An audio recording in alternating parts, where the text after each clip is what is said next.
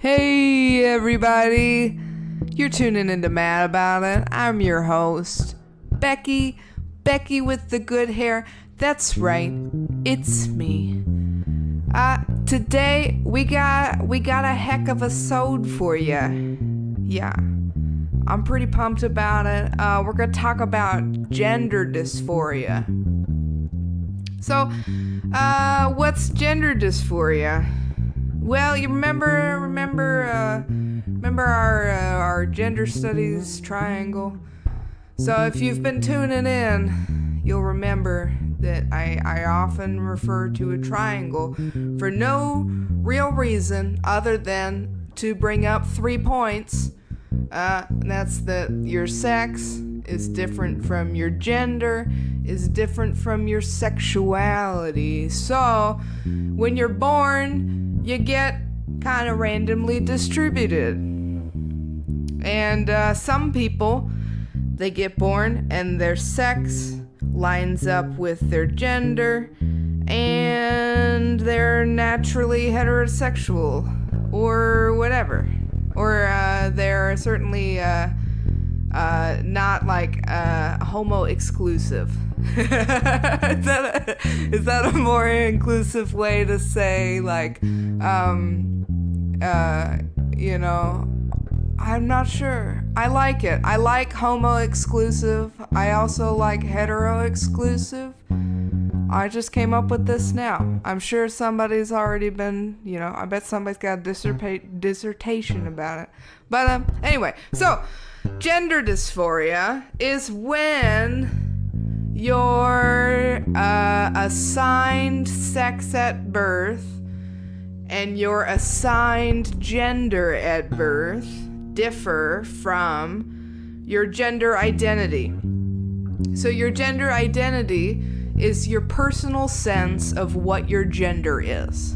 So when we say gender and we're in a progressive, sex positive, gender positive, sort of progressive environment where everybody's just who they are. When we say gender, it's kind of assumed that we're saying gender identity.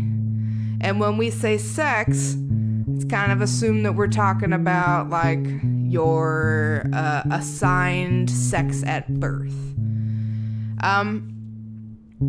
So if you're part of the trans community, or if you're part of the non-binary community, or if you're part of the gender non-conforming community, whatever you feel that you are a part of, you're probably familiar with assigned male at birth and assigned female at birth, AMAB or AFAB. Trans guys seem to talk about AFABs like that, like a lot of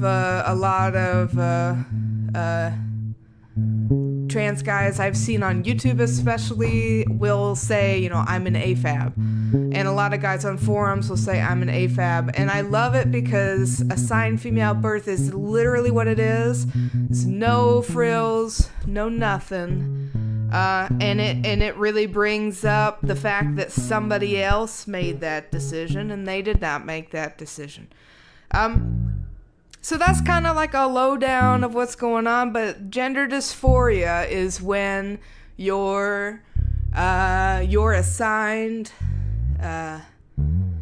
sex at birth does not line up with your gender identity.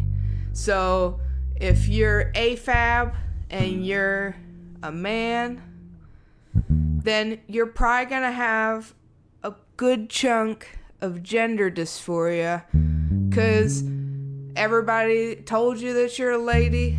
The doctors were like, lady parts. Your friends were like, sup, lady. Your mom's like, hey, daughter. Your dad's like, look at my daughter. And on the inside, you're like, fucking what? I'm a dude. That's one way of looking at it. It's one way of looking at it. Same guys. If you're a man, or if you're assigned male at birth and you're a chick, on the inside, then you're gonna get mad. And here's the deal. The madness, the anger, the discontent, winter of my gender discontent, alright? That's called gender dysphoria. So, if you're AFAB FTM, and you're like, man, I have a crazy amount of anger, yeah, it's pretty just. I'm sure you already know this, but just in case you don't know, it's pretty legit. It's pretty legit to get born in a body that's not yours with somebody else's parts and then be told, like, deal with it. And, you know, like, don't deal with it. Like, a trans guy get born in a dickless body it's the sort of realization that, they hit puberty, they start to grow up, and they realize that it's not gonna happen, and that they're on the wrong side of the fence, and suicide rates in trans people are way higher than everybody else.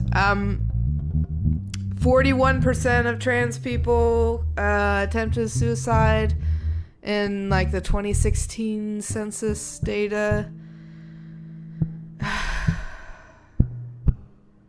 That's the ones that are like on, that's the ones that we like have on record. It's gonna be more than that. You know what the normal, like the average person suicide rate is? In this same year, 2016, it was 1.6%. I think it's higher now.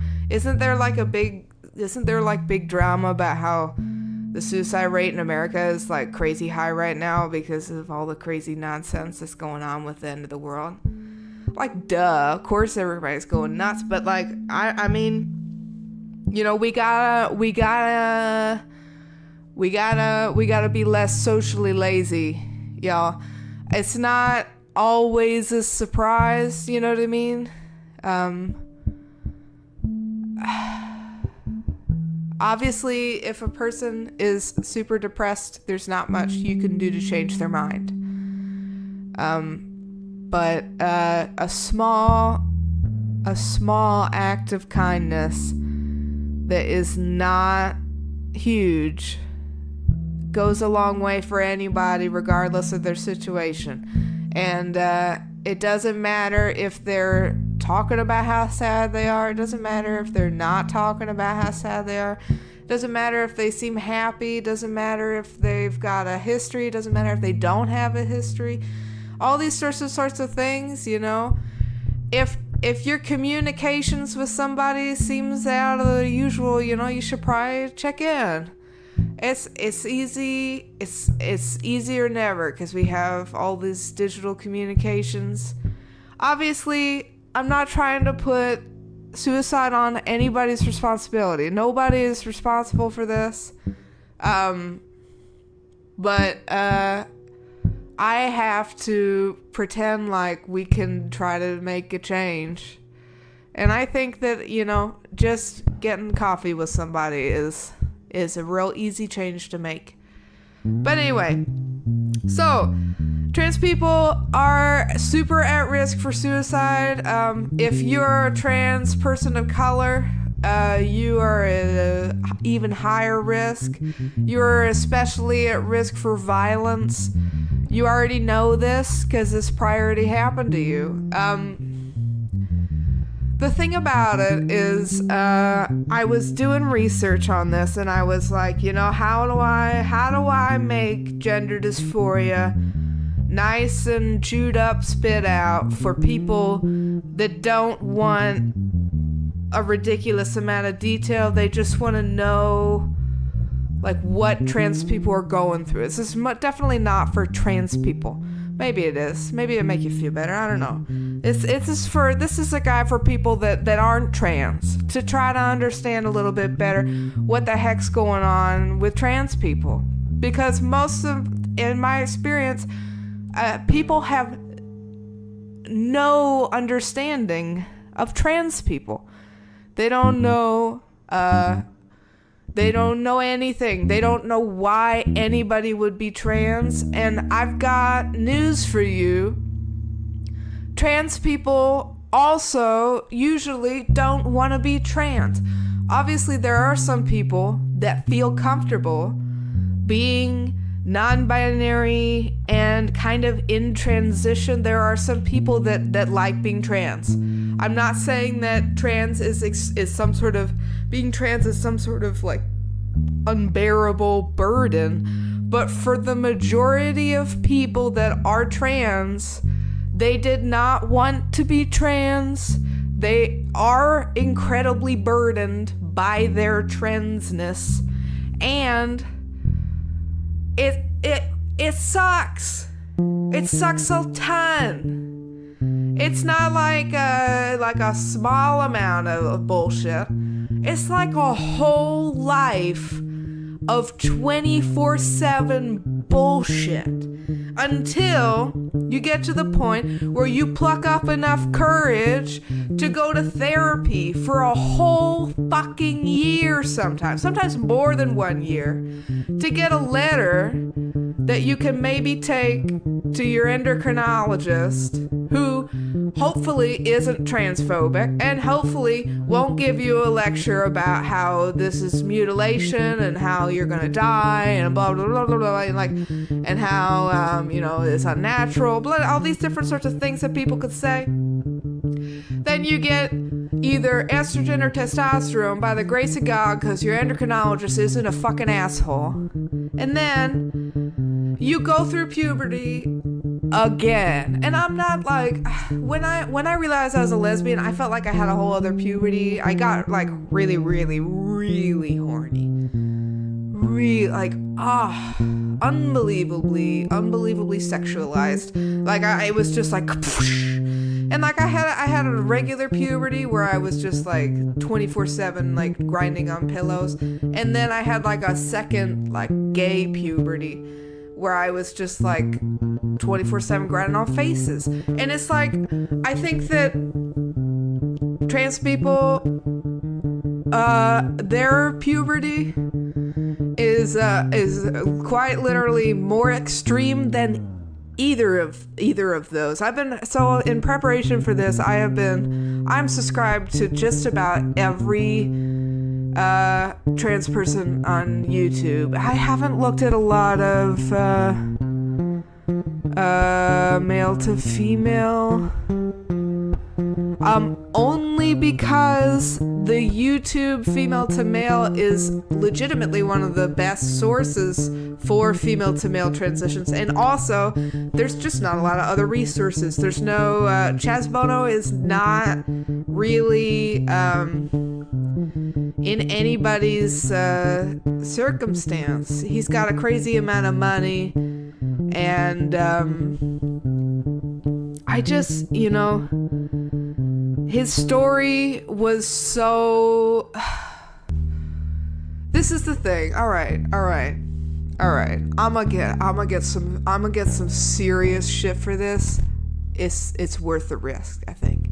At this point, nobody listens to my podcast, so if you're one of the few souls in the, we're international now, but if you're one of the few people that actually fucking listens, hopefully you won't be too upset by this, but some trans guys seem like they lose some communication skills when they transition. Now, some of them I've seen, they say this themselves. That's all I'm gonna say. They'll say it themselves. But I think a big part of the reason why we have so many beautifully articulate, insightful, emotional stories about men realizing that they're women and transitioning is because women are better at talking about their feelings and their experiences. And almost every trans guy's story that I've read, they go from a female to a male, and the first, couple videos are literally twice as long as the later videos. Like, once they start doing testosterone, the videos literally just get shorter in length. Everything is like one statement, and they're just like, so I realized that over the past year, this has been one of the most trying but also most rewarding, satisfying years of my life. Once my voice started to drop and started to pass, I started to realize my place in society as a man. And what can I say? It's just exhausting being this fucking awesome. Oof. Oh yeah, I also put on about 20 pounds of muscle, and my beard grows so much now that, I had to pick a style other than, pube stash. And it's just like, listen, I'm so happy for you, but you have to tell me the fucking details. Like, can you get your girlfriend in here? Like, I'm sorry, they just don't tell you the story. They start telling you the story. They're like, I'm so upset. I'm gender dysphoric. I hate my boobs. I have blah blah. I have all these feelings. I have all these emotions. And then 1 month of testosterone, they're like, hey, yeah. Bottom growth, yeah. And then 3 months of testosterone, they start being so self-conscious about their acne, you just don't hear about it. You just don't hear from them. And then their voice drops and they're just men. And they're gone. They can't talk anymore. They go from poets to paupers. I don't want to be rude, but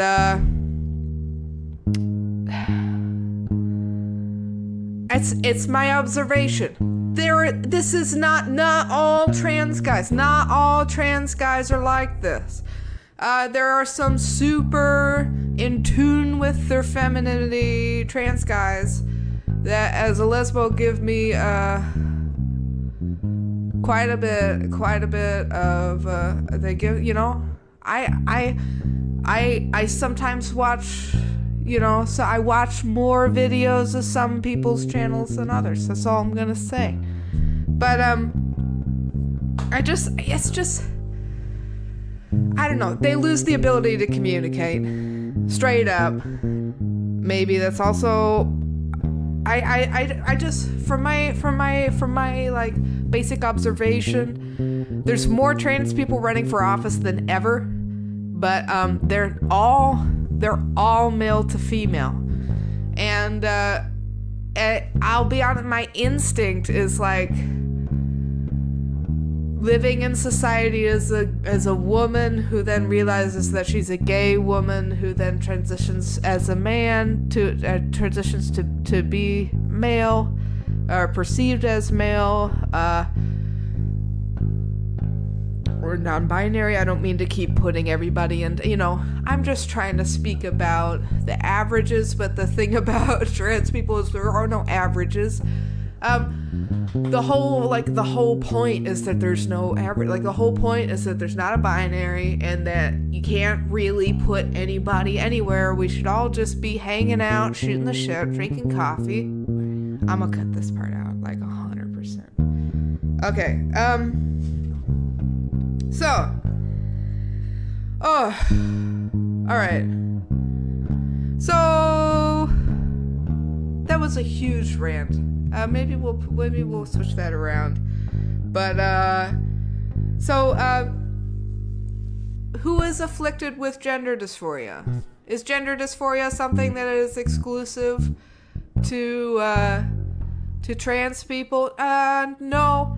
It affects trans people, non-binary people, gender non-conforming people, intersex people, and people having a real bad trip, I think. My experience, for sure. Also, I think it's important to mention that in order for it to be considered gender dysphoria,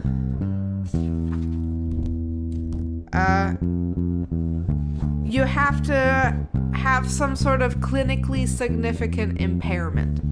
So here's the criteria for gender dysphoria. You can either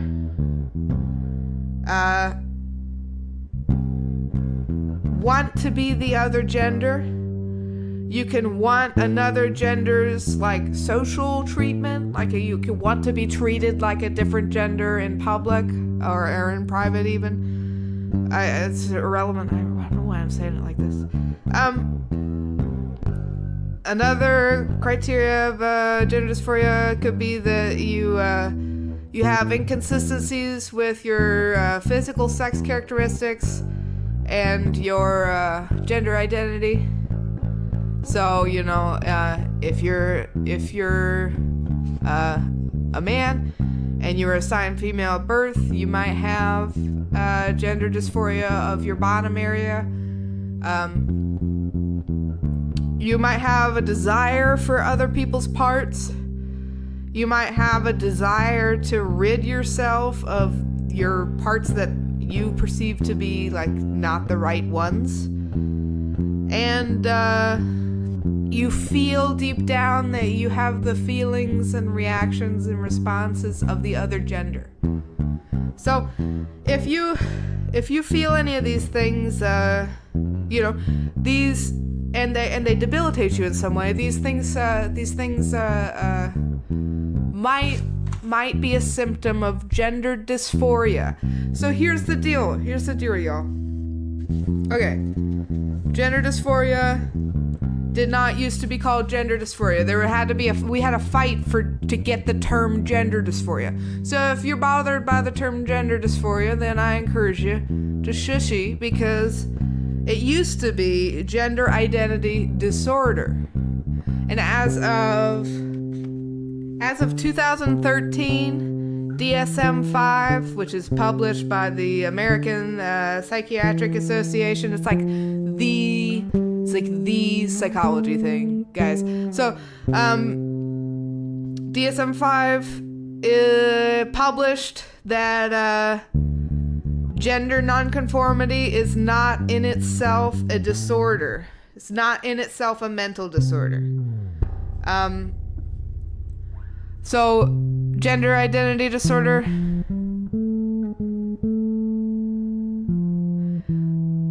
The critical element of gender dysphoria is the presence of a clinically significant distress associated with the condition. So the important thing about this distinction is that it makes feeling that your body and your gender identity are not in alignment, not something that it's not a disorder. It's not a disorder. The feelings of anxiety, depression, rage, resentment, bitterness, all these different feelings, all these different side effects of all the different feelings of being in the wrong body, having the wrong genitalia, being perceived in the wrong way, socially interacting in the wrong way, all these feelings are not a disorder that is inherent in you. They are a separate problem that is a symptom of being in the wrong body. This legitimizes everything. You know, this legitimizes transgender people as as valid, as legitimate, and not disordered. There's no mental disorder to being transgender. Most trans people struggle with depression, anxiety, loneliness, self-esteem, social isolation, all these things, but they are not because of the transgenderness. You know what I mean? So the gender dysphoria is an accomplishment in its own way, because it validates and solidifies the otherness that trans people feel. And that otherness is deadly. The otherness makes people disgusted with their own bodies. The otherness makes people hate other people. They turn into misanthropes. The otherness gives you a lot of depression and anxiety. The otherness gives you poor self-esteem. It's hard to have confidence in who you are when you are not in the right goddamn body. It puts you at a super high risk of suicide. You know why? Because you're not in the right fucking body. All right. It's a mess, right? Am I right? The thing about it is that any argument that trans people are attention seeking, or that trans people are confused, or like insane or mentally ill, it's just pure ignorance. Because if you spend 5 minutes Googling what it takes to be a transgender person, and then actually think about what it would take to do that yourself, you'll realize that nobody would ever wish that on themselves. Nobody would ever say,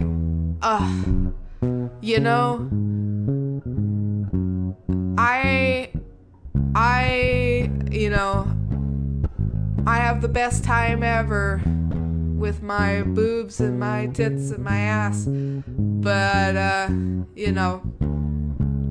want to be a man, so I'd rather just cut it all off just for sport.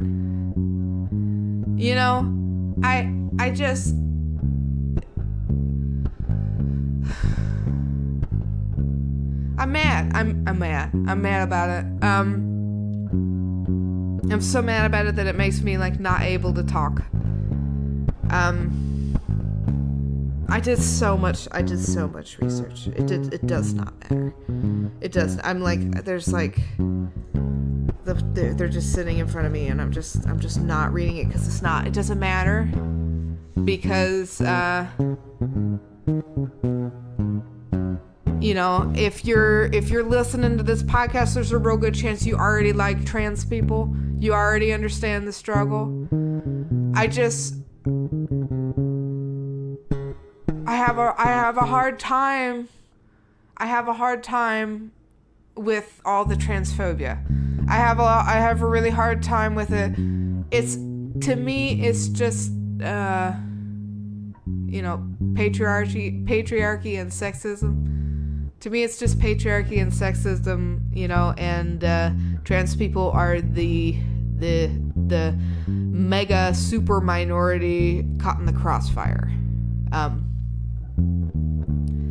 The thing is if that there's, you could kind of make a small argument that right now in the Trump era, there's a bit of a war between the genders.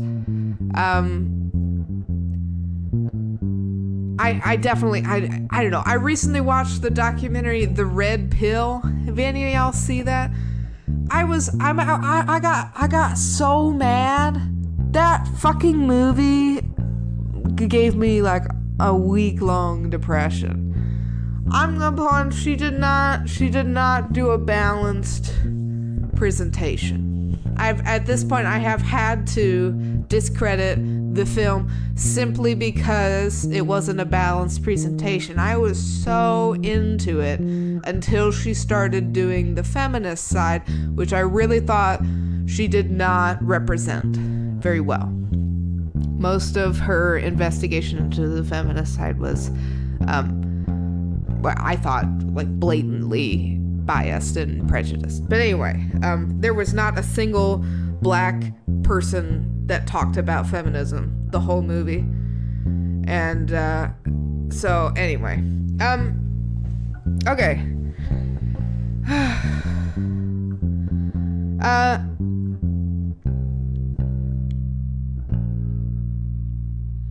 I don't know why people would discredit gender dysphoria.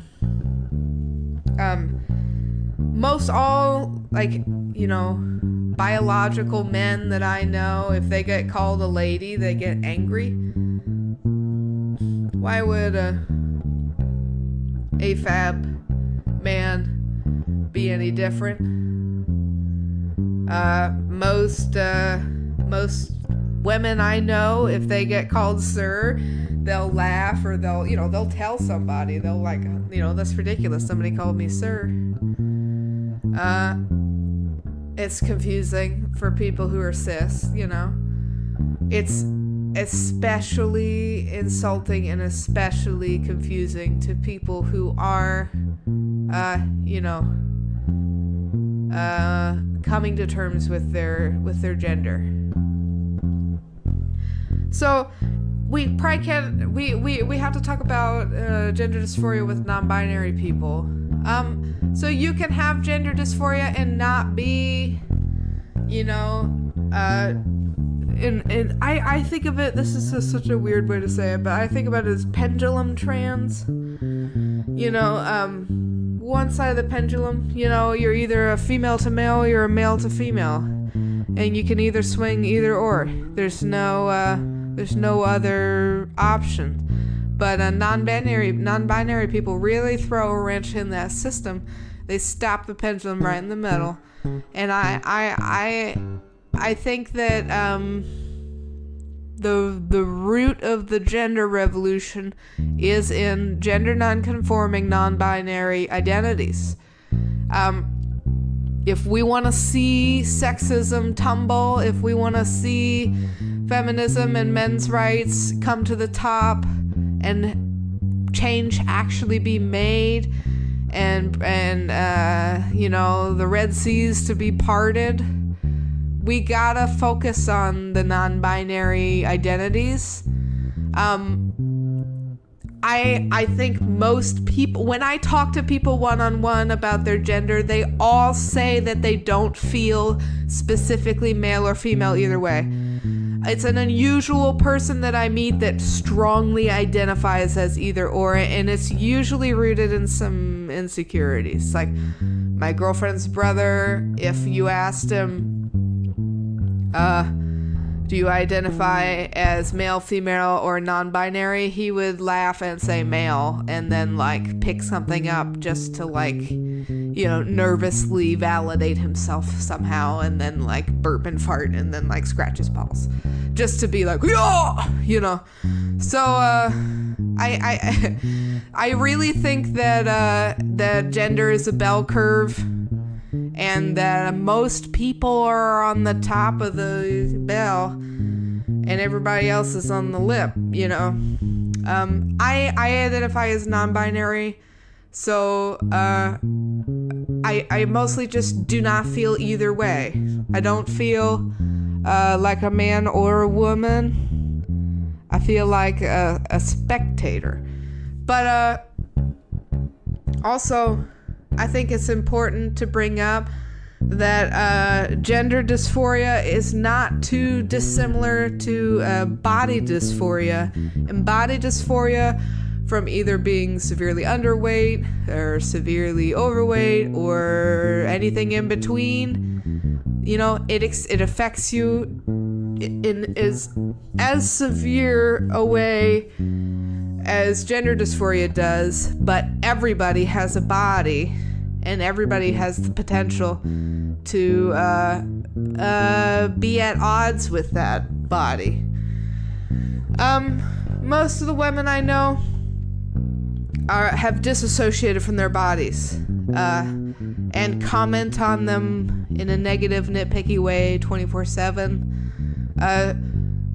Some of the trans ladies that I've met do the same thing, like, and I almost just kind of feel like it's something that you do just because it's 2018.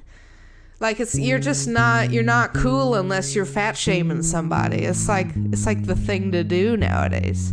So, you know, if you're a female to male, fat is inherently feminine. Socially, culturally, biologically feminine. Women have a higher percentage of body fat than men do on purpose so that we can birth the babies and feed them and also do everything in between and also be so fucking sexy. So, you know, if you're trapped in a fat body and you're a dude, you're gonna be walloped with dysmorphias. All right, you're gonna have gender dysmorphia out the fucking wazoo, and you're gonna have body dysmorphia out the fucking wazoo. Anybody heard of polycystic ovarian syndrome? So polycystic ovarian syndrome is a super common disease that affects a lot of women of childbearing age, and it's polycystic ovarian syndrome gives you an excess of both testosterone and estrogen and progesterone and all these different sorts of androgens. So you have like tons and tons of estrogen, and you have tons and tons of testosterone, and you have tons of all this shit, and it like fries your insides, it makes you insulin resistant, and like some people gain. My sister's experience with this. My sister gained over 100 pounds in 3 months when she started experiencing polycystic ovarian syndrome. I know my sister pretty well. She did not eat her way to do that. Also, anybody that's ever tried to gain weight, you should know that you can't gain 100 pounds in 3 months unless there's something medically wrong with you. Fact. You can't eat your way to 100 pounds in 3 months unless you quit your job and move to the grocery store and never slept. You can't do it. If you gain that much weight that quickly, it's because you have a disease. That's the truth. Or you're pregnant or something, or with like triplets. Anyway, so if you're a AFAB male with PCOS, male to female, they have a lot of body dysmorphia. I don't want to say that it's easier for female to male to pass, because it isn't, and it's an extremely individualized experience. And the sort of person that I was just talking about, the PCOS AFAB man, that guy's not gonna pass easier than a male to female. No. So I think it's a wrongful stereotype that male to female have a harder time passing than female to male. I think it's an extremely individualized thing. That being said, yeah, male to female, you have a hard time passing. You're a dude. You were assigned male at birth, and you had, if you went through puberty, then you have a man's post-puberty body, and you're unfortunately a woman, and you're shouting from the inside of that. A good friend of mine is transitioning and is getting facial feminization surgery.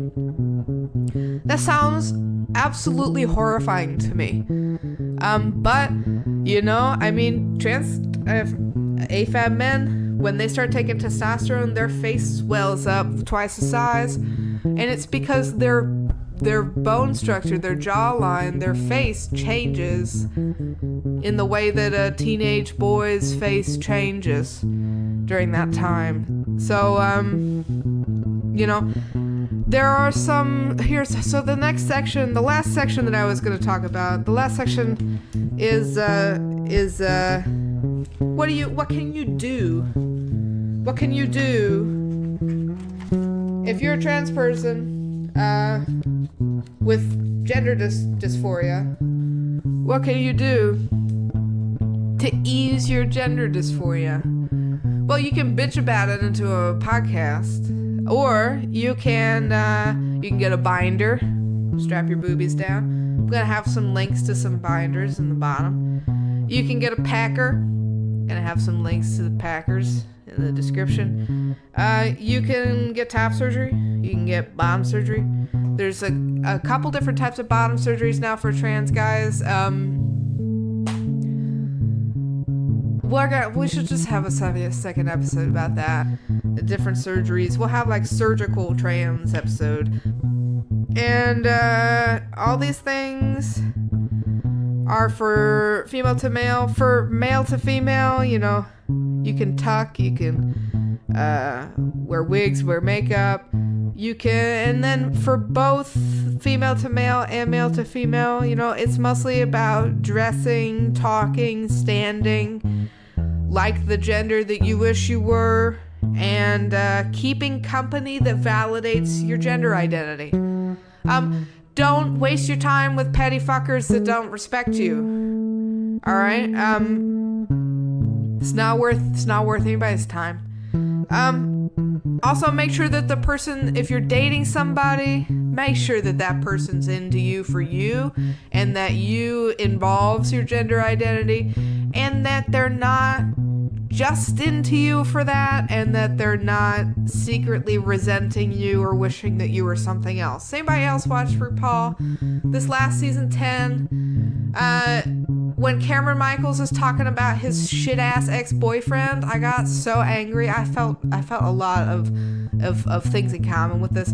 I projected a lot of my own experience onto his experience, but also, you know, you don't have to be trans to date an asshole. Anybody can date an asshole. If you're trans, some trans people struggle with self-esteem and end up in relationships they shouldn't be in. If you're in a relationship that with somebody that doesn't treat you right, kick them in the teeth, get the fuck out of there. Don't waste a fucking second. I wish. Wishes are literally blowing out of my ass 24/7. I am powered on wishes, y'all. But I wish that somebody had spoken to me in a brutally honest way when I was dating a fucking piece of shit. I wish that somebody had. Nobody did. And it would have saved me a whole heck of a lot of bullshit. And I tell you, yeah, you might ruin your friendship with that person. Yeah, that might be what happens. But fucking, nah, man. It's worth it. If somebody's an asshole, you shouldn't be dating them. And if you're trans and you got a lot going on and you got some shit to cope with and you're just like, you know, literally wigging out on a daily basis because you're in the wrong fucking body, you know what you don't need? You don't need somebody treating you like bullshit. So get the fuck out of there. All right. If you're in a great relationship, then that's amazing. Congratulations. Keep it up. Relationships are, you know, hard work, dedication, sacrifice. Communication is key. All right. And I tell you, as a gender non-conforming person, I have a hard time with my boobs sometimes. And I'm sure a female to male, a AFAB man out there is going to laugh, but you know, I mean, I just do. So I only ever wear sports bras, because I just don't like my boobs being a prominent feature of what I'm given to the world. I don't like it when people stare at my boobs. So I just kind of try to keep them like up and away. And I'm sure that for a trans guy, an actual top surgery is, can be one of the best things that's part of your transition. But the thing about it is that top surgery is really, really expensive, and it's unbelievably invasive and,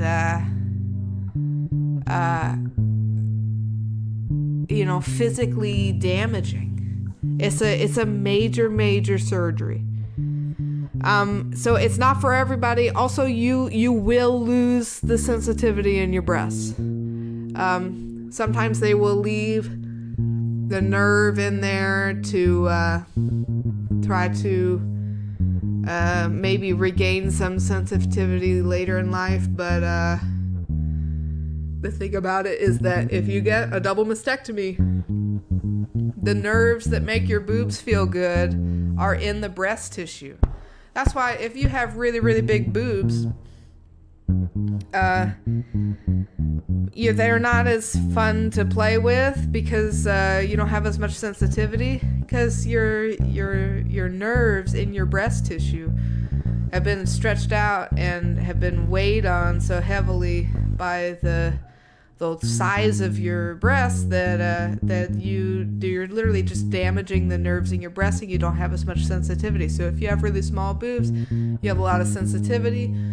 If you have a double mastectomy and you carve out all your breast tissue to have a physically male appearing chest, there's no option where you just get to keep that sensitivity, because the sensitivity is in the breast tissue. So if you leave any breast tissue, you have a risk of breast growing back. You have the risk of having a lumpy, not so masculine chest. What is and isn't a masculine chest is pretty up to debate. But the whole point is that top surgery is not a light endeavor. You lose your sexual organ. Like your boobs are a sexual organ. So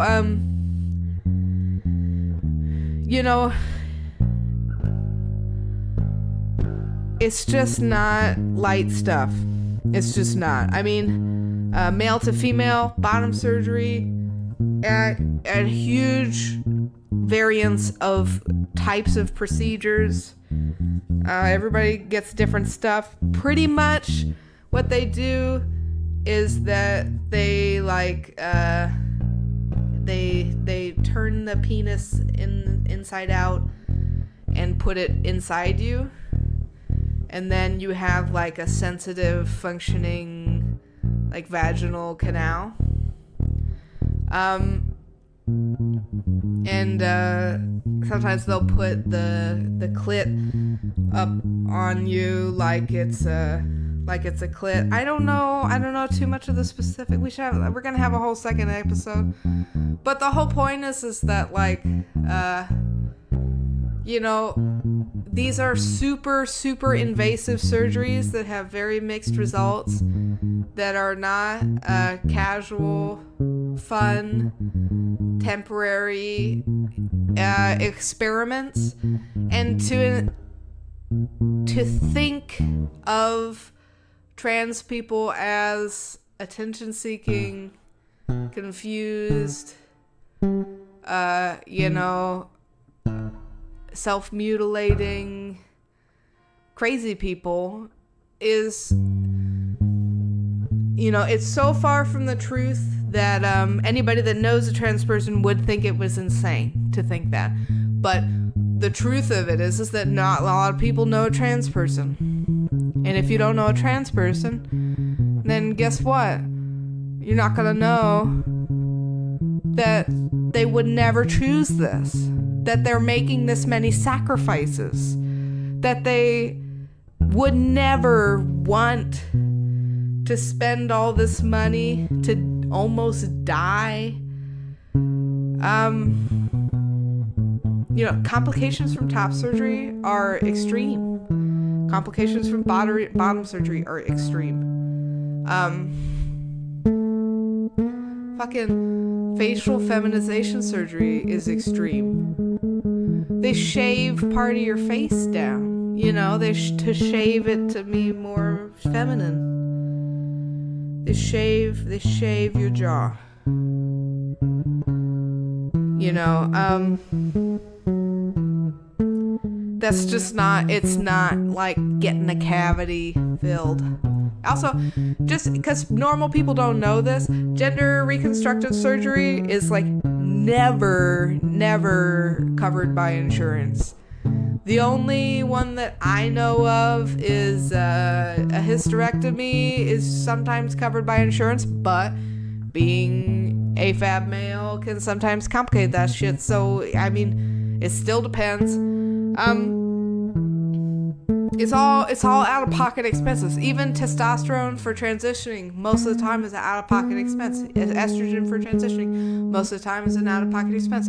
Gender reassignment therapies are not usually covered by insurance.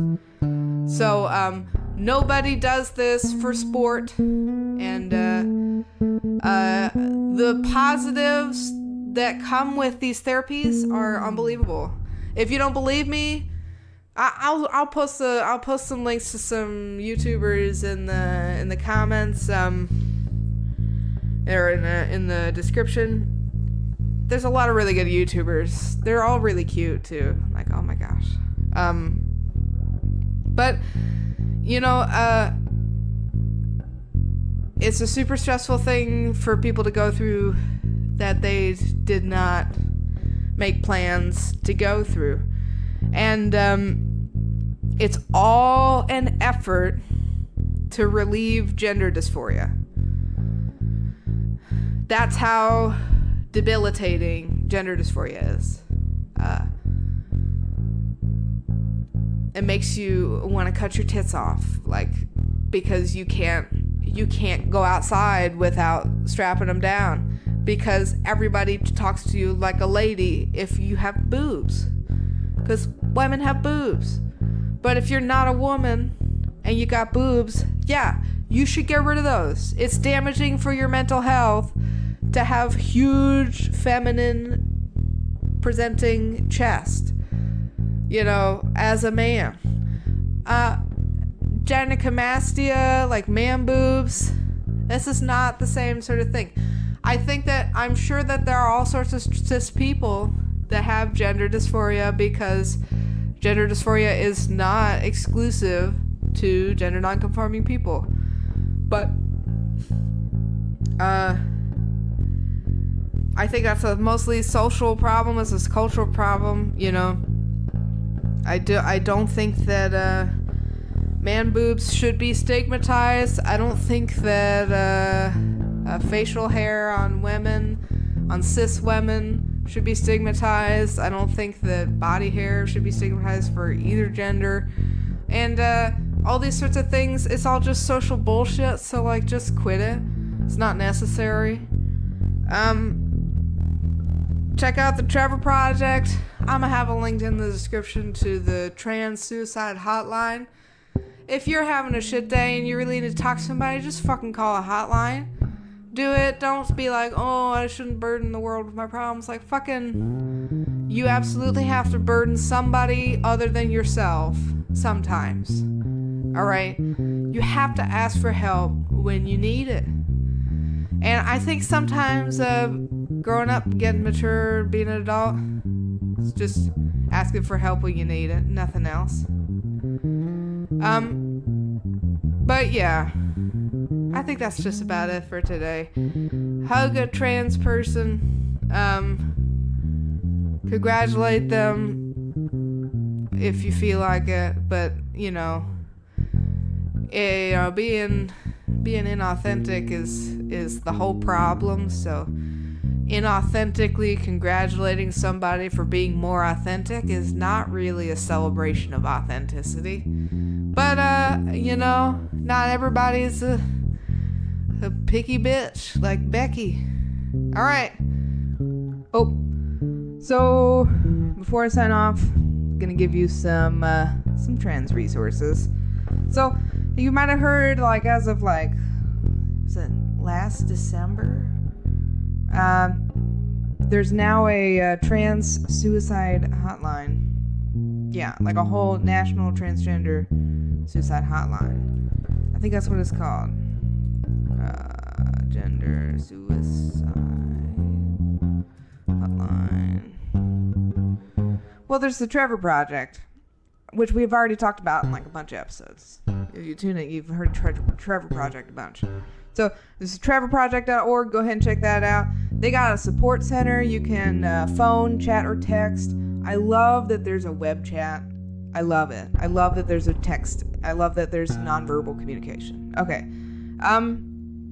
There's also a National Suicide Prevention Line. Helps everybody. And there's also a Trans Lifeline. Which is 877-565-8860. 877-565-8860. Yep.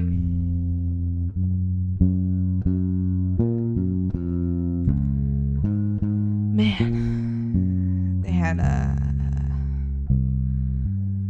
memorial for a trans person who has died. It just got me. Okay.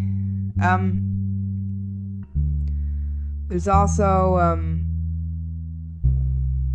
PFLAG, crisis text line. Nah, don't do crisis text line. I think that's just an ad.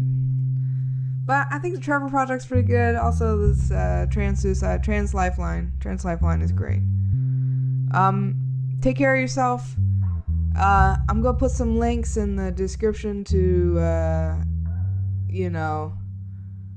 some binders and stuff. There's a lot of resources about that, So if that's what you're into, I think actually what I'll probably do is I'm just gonna post a link to the YouTubers that I think say it best, because I don't have a lot of like buyer's experience with these things, so I can't tell you what kind of packing dildo is gonna last the longest, because I haven't lived with a packing dildo, so I don't know what kind of packing underwear is best. I don't know what the downsides are to any of this shit. It doesn't make any sense to me. So I'm just gonna put some of these YouTube guys up here. I'm sorry that I didn't talk about male to female very much. Again, it's just not my area. I don't have as many. I have more female to male friends than I do. I know 3 female to male guys, and I know 1 male to female lady. So I don't know.